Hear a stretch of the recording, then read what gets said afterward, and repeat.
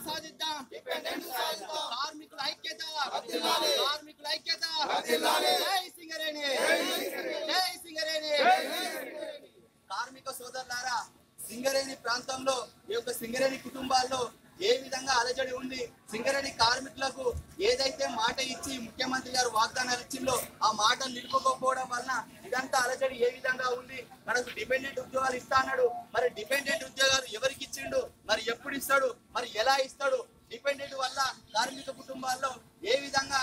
ఆందోళనకు గురై అన్యాయం జరుగుతుందో మీ అందరం చెప్పడం కోసం మేము ముందుకు వచ్చినాం మేమందరం డిపెండెంట్ అప్లికేషన్ పెట్టుకున్నాం మీ కార్మిక బిడ్డలమే మనం ఏదైనా పోరాడితేనే మనకు వస్తుంది తప్ప వట్టిగా మాత్రం ఉద్యోగాలు వచ్చే పరిస్థితి లేదు అప్పుడు రాష్ట్రం కోసం పోరాటం చేసినాం మీరందరూ ఒక్కసారి గుర్తు చేసుకోండి మీ యొక్క శక్తిని ఆ రోజు మనం రాష్ట్రం కోసం సకల జనుల సమ్మె చేయబట్టే మన యొక్క రాష్ట్రం వచ్చింది అప్పుడు ఢిల్లీ ప్రభుత్వం యొక్క అంచులు కదిలాయి ఢిల్లీ ప్రభుత్వం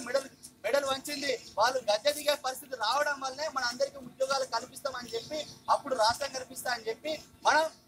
మార్గదర్శకంగా ఉన్నాం సకల జన సమ్మె చేసినాం రాష్ట్రం తీసుకోవడంలో మనం మార్గదర్శకంగా ఈ యొక్క రాష్ట్రానికి తెలంగాణ రాష్ట్రానికి మనం పెద్దన్న పాత్ర వహించి మార్గదర్శకంగా ఇచ్చామని చెప్పి నేను చెప్తున్నా ఈ రోజు తెలంగాణ రాష్ట్రం ఏర్పడిందంటే నేను తలచుకొని చెప్తున్నా మన సింగరేణి కార్మికుల వల్లనే తెలంగాణ రాష్ట్రం సాధించుకోవడానికి గర్వంగా చెప్తున్నా ఒక సింగరేణి కార్మికగా పుట్టినందుకు సింగరేణిలో ఉన్నందుకు నేను ఎంతో గర్వపడుతున్నాను కానీ ముఖ్యమంత్రి ఏం చేసిండు మీరందరూ సకల జన సమ్మెలో నా కోసం పోరాడండి రాష్ట్రం వచ్చిన తర్వాత మీ అందరికీ డిపెండెంట్ ఉద్యోగాలు వారసత్వ ఉద్యోగాలు ఒకటే దెబ్బ కనిపిస్తా అన్నాడు రాష్ట్రం వస్తే రేపు రాష్ట్రం వస్తుందనంగా కూడా రాష్ట్రం వచ్చినా కూడా ఒకటే మాట చెప్పిండు సింగరేణి కార్మికులు మా కోసం ఎంతో పోరాడిండు వాళ్ళ పోరాటం మరవలేనిది వాళ్ళు ఒక సైనికుడితో సమానం మీకు ఏదైనా కష్టం వస్తే మీ కాళ్ళలో ముళ్ళు గుచ్చుకుంటే పంటితోటి ముళ్ళు తీపిస్తా అన్నాడు మరి పంటితోటి ముళ్ళు తీపిస్తాడా తీపిస్తలేడు మన గుండెల్లో బాణాలు గుస్తాడు ఆయన పెట్టుకున్న బాణం గుర్తు మన గుండెల్లో గుచ్చడానికే పెట్టినాడు కనిపిస్తుంది డిపెండెంట్ ఇస్తా అన్నాడు డిపెండెంట్ ఎవరికి ఇచ్చుకున్నారు వాళ్ళ ఇంట్లో ఉన్న వాళ్ళ కొడుకు బిడ్డకు అల్లుడికి మాత్రమే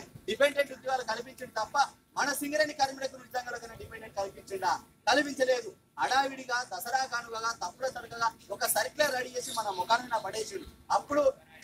సింగరేణి కార్మికుల యొక్క బిడ్డలు ఎక్కడెక్కడ నుంచో దుబాయ్ నుంచి ముంబై నుంచి బెంగళూరులో జాబులు చేయించు సాఫ్ట్వేర్ జాబ్ చేయించు సింగరేణి తల్లికి సేవ చేద్దామని ఉద్యోగాల కోసం అప్లికేషన్ పెట్టుకోవడానికి వచ్చింది ఎవడో ఒక అనామకుడు కేసు ఎత్తే ఆ కేసును ఎదుర్కొనే సత్తా ప్రభుత్వానికి లేదా హైకోర్టు సుప్రీంకోర్టు న్యాయవాదుల సలహా తీసుకొని కోర్టులో కేసు నిలవకుండా చేసే అంత సత్తా ఈ యొక్క రాష్ట్ర ప్రభుత్వానికి లేదా సాక్షాత్తు అసెంబ్లీలో చెప్పిండు